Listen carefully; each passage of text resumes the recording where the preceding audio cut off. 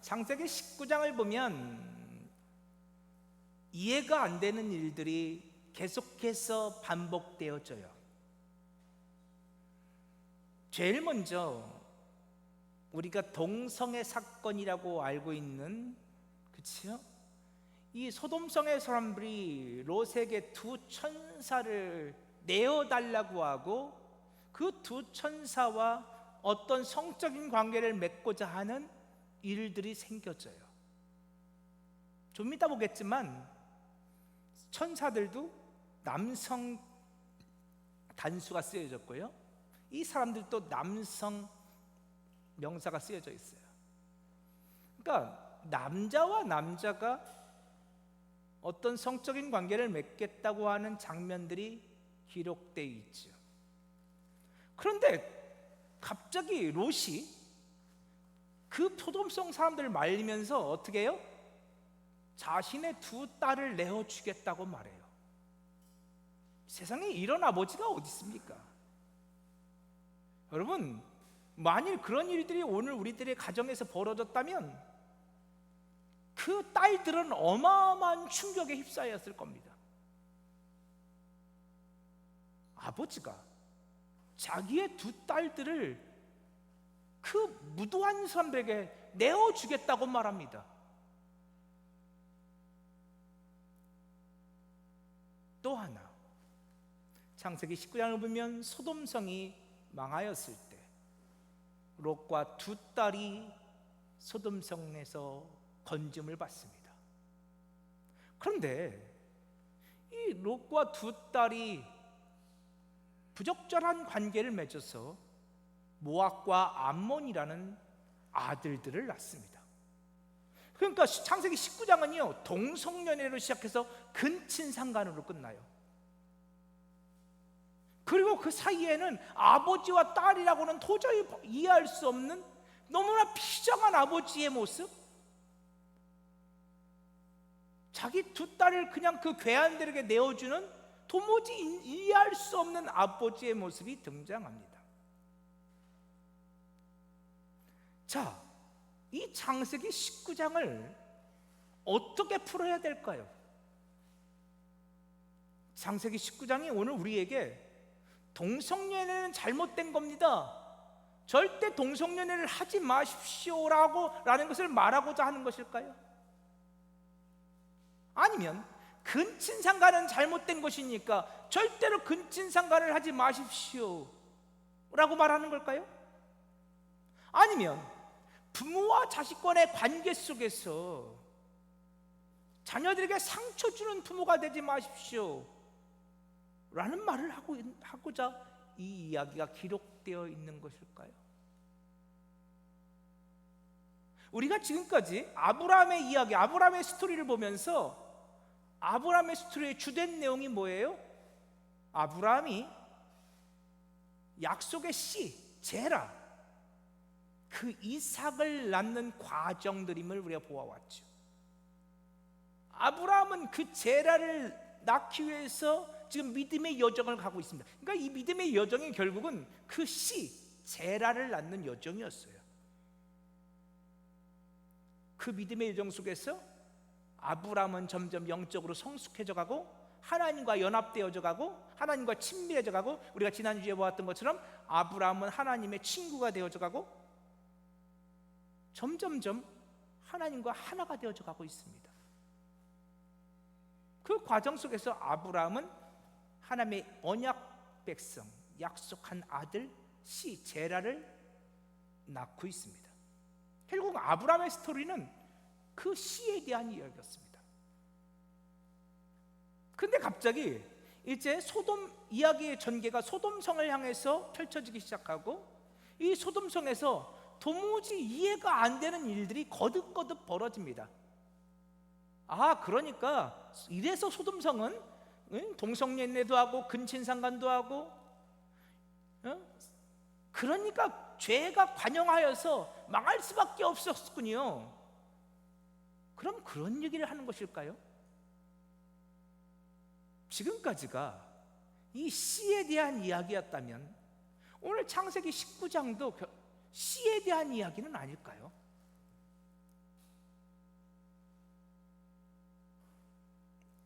자, 오늘 우리 창세기 19장을 좀 읽어가면서 잠깐 보겠습니다. 자, 1절 보세요. 저녁 때에 그 두 천사가 소돔에 이르니. 두 천사가 롯이 사는 소돔 땅에 찾아왔을 때는 시간적으로 어느 때였다고요? 저녁 때였습니다. 그러니까 창세기 18장과 19장을 비교해 보면 재미있습니다. 자, 창세기 18장 1절 보세요. 세 사람이 한 분의 여호와 하나님과 두 명의 천사가 아브람을 찾아오는데요, 그 세 사람이 아브람을 찾아왔을 때는 언제였어요? 창세기 18장 1절. 날이 뜨거울 때에. 이 날이 뜨거울 때는 언제예요? 한낮 정오죠. 낮이 가장 뜨거울 때.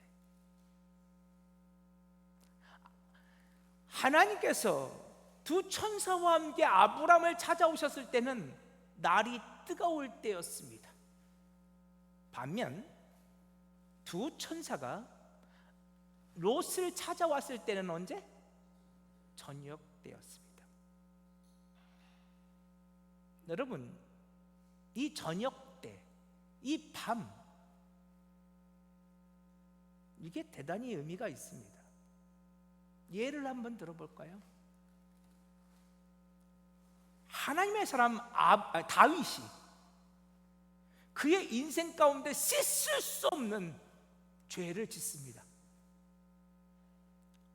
하나님 마음에 합한 자라 불렸던 다윗이었는데 그의 인생 가운데 정말로 있을 수 없는 일이 벌어집니다. 그게 뭐예요? 다윗이 자신의 부하장수의 우리아의 아내 밧세바를 범한 사건이에요. 자, 다윗이 밧세바를 범했을 때가 시간적으로 낮이었을 것 같아요? 밤이었을 것 같아요? 자, 사무엘하 12장 찾아보세요. 11장 찾아보세요. 사무엘하 11장.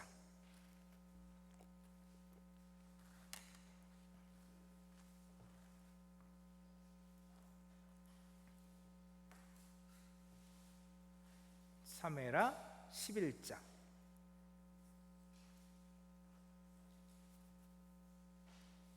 2절이에요. 자, 사무엘하 11장 2절.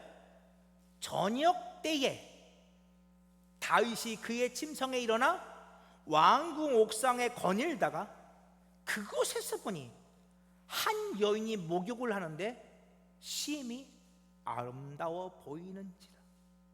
그때가 언제였어요? 저녁 때예요. 여러분, 이게 시간적인, 물리적인, 시간적인 밤이겠습니까? 네, 물론 그렇을 수 있죠. 그러나 지금 이 저녁 때는 다윗의 영적 상태를 이야기하고 있는 겁니다. 다윗은 지금 깊은 어둠 가운데 있습니다. 하나님의 사람이었는데 순간 다윗의 마음이 하나님이 아닌 다른 것을 사랑하게 되었습니다. 그때가 언제예요? 저녁 때입니다. 영적인 어둠이 찾아왔을 때 다윗의 눈에 한 여인이 보였는데 그 여인이 심히 아름답게 보였습니다.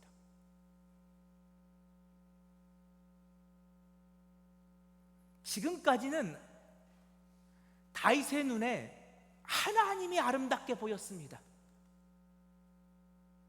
그런데 이 밤에는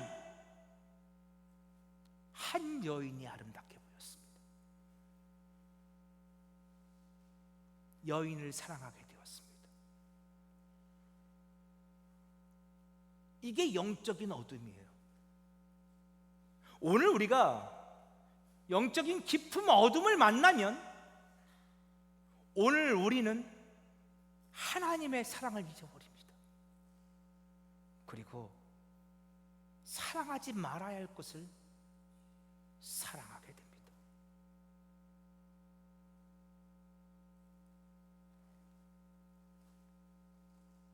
이게 지금 저녁 때. 여러분, 가룟 유다가 예수님을 팝니다. 그때가 언제겠어요? 저녁 때였습니다. 인생의 영적인 어둠이 찾아왔을 때 그는 예수님을 팝니다. 그런데요, 이 어둠이 끝나고 새날이 다가오는 인생들이 있습니다. 자, 오늘 요한복음 21장 한번 찾아볼까요? 요한복음 21장 4절부터 볼게요. 요한복음 21장 4절이에요.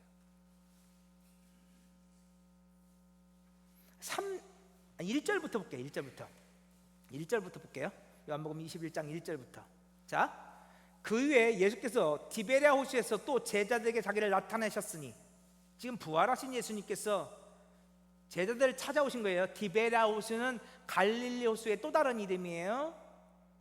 예수님께서 제자들에게, 갈릴리 호수에서 부활하신 주님이 제자들을 찾아옵니다. 그때는 어떤 때냐? 2절, 시몬 베드로와 디두모라 하는 도마와 갈릴리 가나 사람 나다나엘과 세베대 아들들과 또 다른 제자 둘이 함께 있더니, 시몬 베드로가 나는 물고기 잡으러 가노라 하니 그들이 우리도 함께 가겠다 하고 나가서 배에 올랐으나 그날 밤에 아무것도 잡지 못하였더니. 부활하신 주님이 제자들을 찾아올 때는 제자들이 깊은 밤에 있었을 때입니다. 주님은 그들을 사람을 낚는 어부로 부르셨습니다. 그런데 그들이 주님이 십자가에서 달려 죽으셨을 때 그들은 낙심합니다. 주님의 부활에 대한 소식을 들었지만 믿으려 하지 않습니다.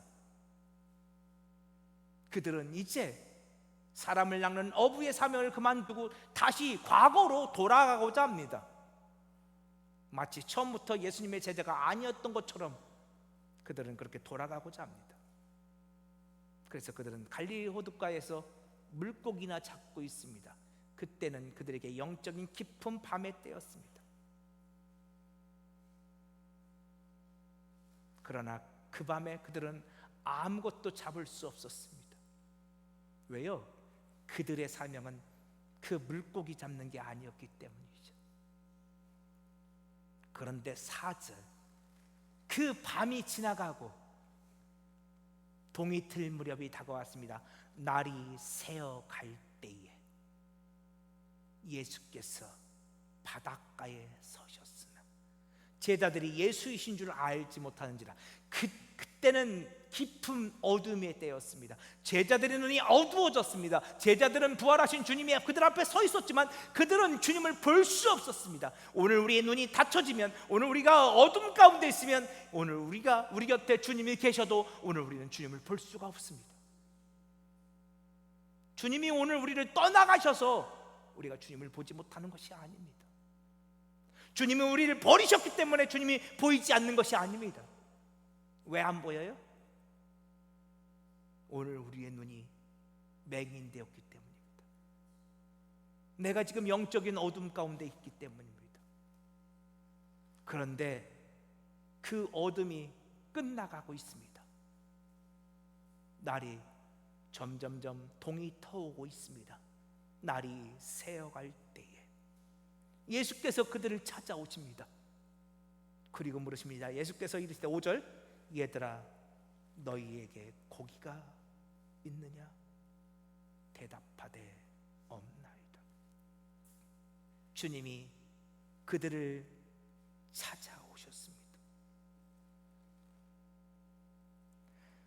그 새벽에 주님은 제자들을 만나 주셨습니다. 그리고 이렇게 말씀하십니다. 15절 읽어볼게요. 15절. 그들이 조밥 먹은 후에, 그때는 아침이었습니다. 그들이 아침을 먹었습니다.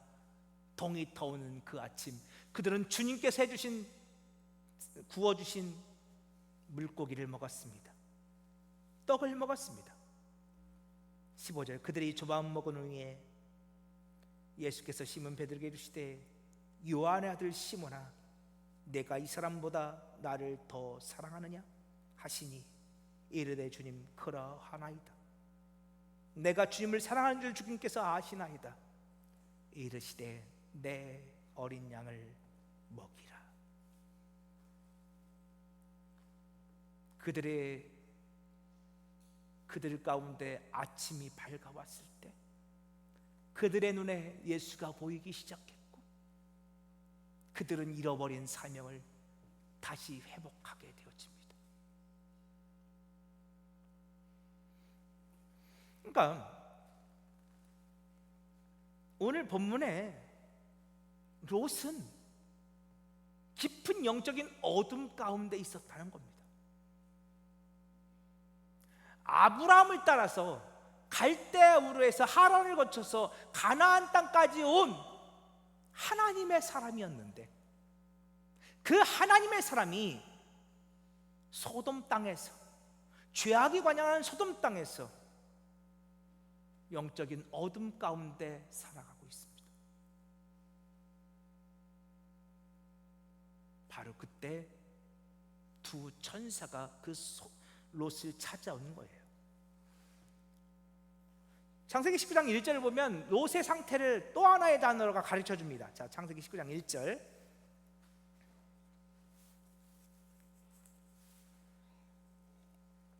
저녁 때에 그 두 천사가 소돔에 이르니 마침 롯이 어디에 앉아 있어요? 소돔 성문에 앉아 있다가. 롯은 소돔 성문에 앉아 있었어요. 근데 창세기 18장 1절 보세요. 아브라함은 어디에 앉아 있어요? 아브라함은 장막문 앞에 앉아 있어요.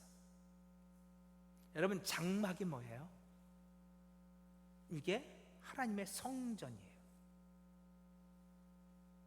아브라함은 헤브론 땅에 있습니다. 지금 헤브론은 연합, 하나됨을 뜻하는 단어라고 말씀드렸어요. 아브라함은 지금 하나님과 하나가 되어 있습니다. 하나님과 친밀한 벗이 되어 있습니다. 그 아브라함은 지금 영적인 정오, 뜨거움 가운데 있습니다. 그는 지금 장막문 앞에 앉아 있습니다. 그는 주님 전 앞에 있습니다. 그런데 롯은 어디에 있다고요? 소돔 성문에 앉아 있습니다. 여러분, 제가 이거 몇 번 말씀드릴 것 같은데, 고대 사회에서요, 성문 앞은 사람들이 많이 모이는 곳입니다.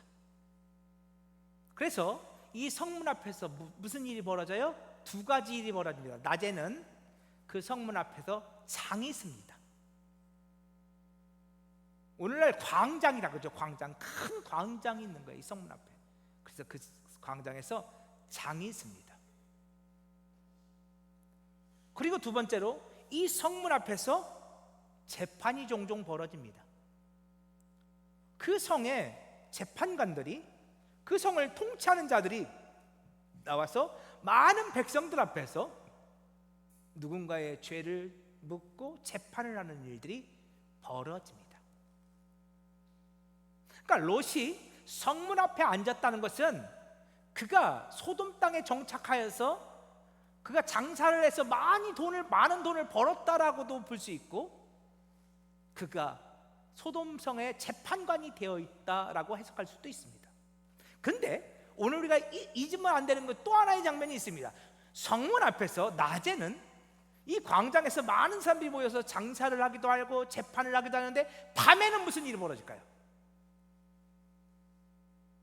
지금 롯은 밤이잖아요. 깊은 밤, 천사가 찾아오잖아요. 근데 이 밤에 롯이 그 성문 앞에 있어요. 여러분, 밤에 성문 앞에서, 물론 야시장이 벌어서 장사를 할 수도 있겠죠. 근데 요즘처럼 전기가 있는 것도 아니고요.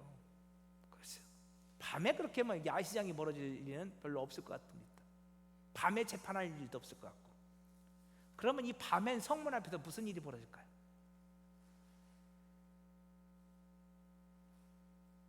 거기서 먹고 마시고 술 파티가 벌어지죠. 그러니까 밤에는 이 성문 앞은 타락의 장소예요. 죄의 장소예요. 거기서 술판이 벌어지고 어떤 성적인 매매가 이루어지고, 그렇죠? 이 성문 앞은 온갖 음란함과 더러움으로 가득한 밤을 맞이하게 되는 겁니다. 그러니까 지금 롯이 이 저녁 때 소돔 성문 앞에 앉아 있다는 것은 또 이렇게도 해석할 수 있습니다. 롯이 죄악 가운데 있었다는 것이죠.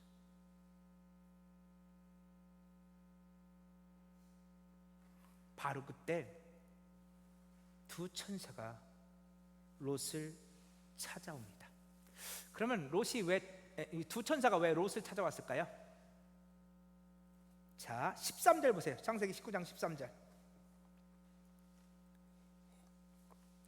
두 천사가 찾아온 이유가 있습니다. 13절. 그들에 대한 부르짖음이 여호와 앞에 크므로 여호와께서 이곳을 멸하시려고 우리를 보내셨나니 우리가 멸하리라. 이 두 천사가 소돔성에 찾아온 이유가 뭐예요? 소돔성을 멸하려고. 근데 그 멸할 때 29절 보세요. 창세기 19장 29절. 자, 우리 같이 한번 읽어보십니다. 시작. 하나님이 그 지역의 성을 멸하실 때 곧 롯이 거주하는 성을 엎으실 때에 하나님이 아브라함을 생각하사 롯을 그 엎으시는 중에서 내보내셨더라. 아멘. 천사가 찾아온 두 번째 이유가 있습니다. 소돔성이 멸망당할 때 롯을 어떻게 하려고요?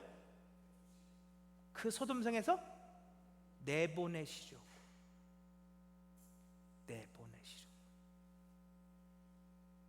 소돔성에서 롯을 구원해내려고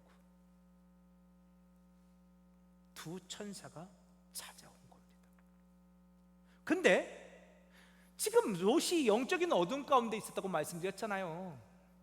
그가 죄악 가운데 있었다고 말씀드렸어요. 그런데 하나님이 왜 롯을 소돔성에서 내보내려 하려 하셨을까요? 이게 중요해요. 왜요? 그치요? 하나님이 누구를 생각하사? 아브라함을 생각하사. 근데 여기서 생각하사가요 히브리어로 자카르예요. 자카르. 근데 이 자카르는요 하나님의 언약과 관련이 있는 단어예요. 이 자카르라는 단어가 나오면요 무조건 언약이 기본이 돼 있어요. 자, 우리 예를 하나 더 보세요. 출애굽기 한번 찾아보세요. 출애굽기 2장 23절 볼게요.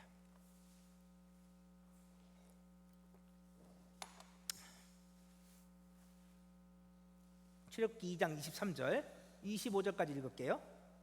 보세요. 여러 해 후에 애굽 왕은 죽었고 이스라엘 자손은 고된 노동으로 말미암아 탄식하며 부르짖으니 그 고된 노동으로 말미암아 부르짖는 소리가 하나님께 상대되리라. 하나님이 그들의 고통 소리를 들으시고 하나님이 아브라함과 이삭과 야곱에게 세운 그의 언약을 어떻게 하사? 기억하사. 자카르. 하나님이 기억하셨는데 뭘 기억하신 거예요? 아브라함과 이삭과 야곱에게 세운 그의 언약을 기억하사. 하나님이 언약을 기억하셨어요. 그래서 어떻게 했어요? 25절. 하나님이 이스라엘 자손을 돌보셨고 하나님이 그들을 기억하셨더라. 자카르. 하나님께서 애굽에 있는 이스라엘 백성들을 기억하셨는데, 생각하셨는데 왜요? 그들 때문이 아니에요. 누구 때문이에요? 아브라함과 이삭과 야곱과 맺은 언약 때문에. 그러면 어떤 언약이요? 자, 우리 창세기 17장 7절 말씀만 볼까요? 자, 보세요. 창세기 17장 17절. 수많은 아브라함의 언약들 중에서 자, 창세기 17장 7절, 내가 내 언약을 너와 너 및 내 대대 후손 사이에 세워서 영원한 언약을 삼고 너와 내 후손의 하나님이 되리라. 하나님이 아브라함에게 나는 너의 하나님이 되어줄 거야, 그리고 내 대대 후손의 하나님이 되어줄 거야, 나의 언약은 영원할 거야. 하나님이 약속하셨어요. 그러니까 하나님이 아브라함뿐만 아니라 아브라함의 대대의 후손들 가운데 영원한 언약을 맺어주신 거예요. 그리고 저 이스라엘 백성들이 저 애굽에서 바로 왕에게 고난받고 있을 때 하나님은 그 아브라함과 맺은 그 언약을 기억하셨다는 거예요. 자카르, 아브라함과 맺은 그 언약을 기억하시고 아브라함의 후손되었던 애굽에 있는 백성들을 하나님께서 돌보셨다.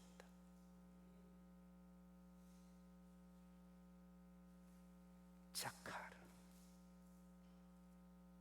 그것처럼 오늘 보면 29절, 창세기 19장 29절에서도 하나님이 아브라함과 맺었던 그 언약을 생각하사 아브라함과 맺은 그 언약을 기억하사, 그죠? 우리가 금방 봤던 창세기 17장 뭐죠? 창세기 12장에도 있고 창세기 15장에도 있고 창세기 17장에도 있고 아브라함과 맺었던 그 언약을 기억하사, 그리고 우리가 지난주에 봤던 아브라함이 의인 50명을 위해서 45명을 위해서 30명을 위해서 20명을 위해서 10명을 위해서 중보기도 하잖아요. 하나님이 아브라함과 맺었던 그 언약을 기억하사 롯을 소돔 땅에서 내보내셨다는 거예요. 여러분, 구원은요 내 믿음으로 구원받는 거예요. 대신 믿어줄 수 없어요. 그죠? 여러분의 남편, 여러분이 대신 믿어줘서 남편이 구원받습니까? 아니에요. 그들이 예수를 믿어야 됩니다. 여러분의 자녀들, 여러분이 아무리 사랑하고 그들에게 하나님 나라를 주려고 애를 써도 그들이 예수 믿지 않으면 그들은 하나님 나라의 주인공이 될 수 없어요.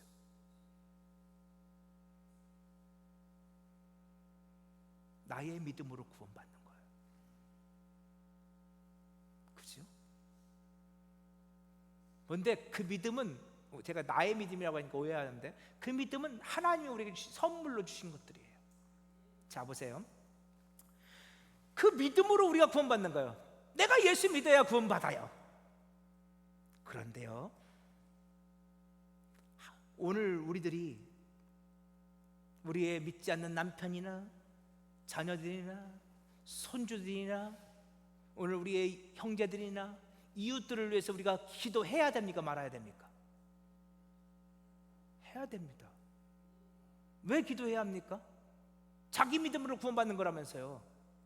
내가 기도한들 그들에게 아무것도 없을 텐데요. 아니요.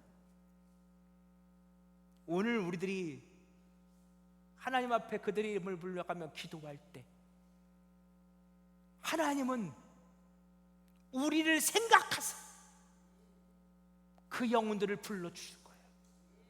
그 영혼들을 죄와 사망 가운데서 건져주실 거예요. 그들을 십자가 앞에 끌어다 주실 거예요. 누구를 생각하사? 우리를 생각하사. 저는 이것이 우리 부여자일교회의 소망이라 믿습니다. 저는 우리 부여자일교회 114년의 역사를 믿습니다. 그 114년의 역사 가운데 그렇게 아름답지 못한 모습도 분명히 있었을 겁니다. 여러분, 우리가 아브라함의 인생을 보지만 아름답지 못한 모습도 분명히 있어요. 그러나 그 역사 가운데 하나님께서 오늘 우리 믿음의 선조들과 만나주시고, 우리는 알지 못하지만 그들에게 주셨던 언약들이 반드시 있을 것이라 믿습니다. 저는 날마다 기도합니다. 주님 있으시지요? 우리 부여절에 할머니 할아버지에게 주셨던, 우리 증조 할머님 고조 할아버지에게 주셨던 그 약속들이 있으시지요?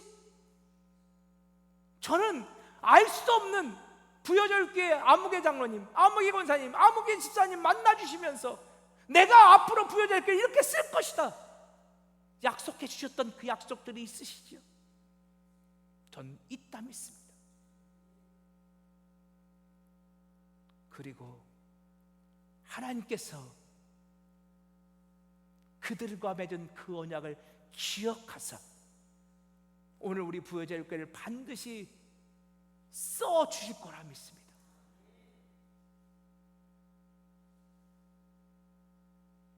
하나님이 우리 믿음의 선조들과 맺은 언약을 기억하사, 저는 이용년 권사님, 저희 할머니의 손주인 것이 너무 감사합니다. 고생하시셨지만 저희 할머님은 그래도 예수 믿고 나서 늘 기도하는 분이었습니다. 저희 할머님이 제게 가끔 그랬습니다.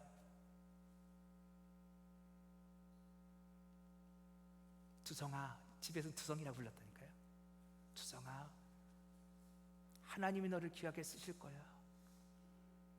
넌 반드시 좋은 목사가 될 거야. 제가 신학교 가기를 너무너무 바라셨고, 제가 신학교 갔을 때 너무너무 좋아하셨고, 제가 신학교에서 방황할 때 너무너무 가슴 아프셨지만 그러나 늘 그러셨습니다. 넌 반드시 하나님께 귀하게 쓰임받는 하나님의 종이 될 거야. 저는 저희 할머님과 하나님께서 맺어주신 언약이 있다고 믿습니다. 그리고 하나님이 그 언약을 기억하사 저를 불쌍히 여기시고 저를 써주실 거라 믿습니다. 저는 기대합니다. 하나님께서 저와 맺어주신 언약들이 있습니다.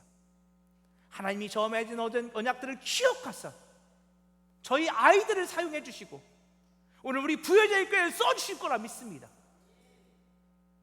하나님께서 저를 기억하사, 하나님이 제 아내를 기억하사, 하나님이 오늘 우리 교회 장로님들을 기억하사, 하나님이 우리 교회 권사님들, 집사님들을 기억하사 여러분의 가정을 변화시켜 갈 것이고 여러분을 통하여 생명의 역사를 만들어 갈 것입니다.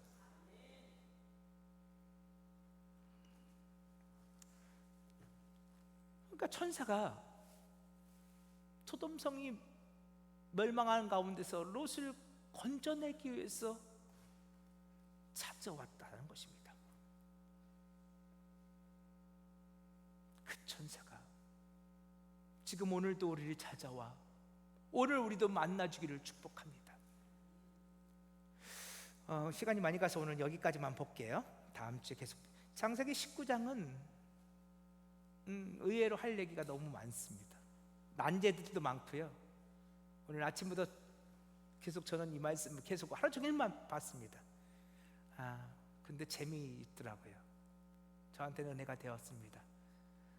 하나님, 우리 부여절교회를 기억해 주세요. 오늘 우리 믿음의 선조들과 맺은 언약을 기억해 주세요. 우리를 사용해 주세요. 여러분에게도 우리 함께 그런 믿음의 고백들이 있어지고 기도의 제목들이 나눠지기를 축복합니다.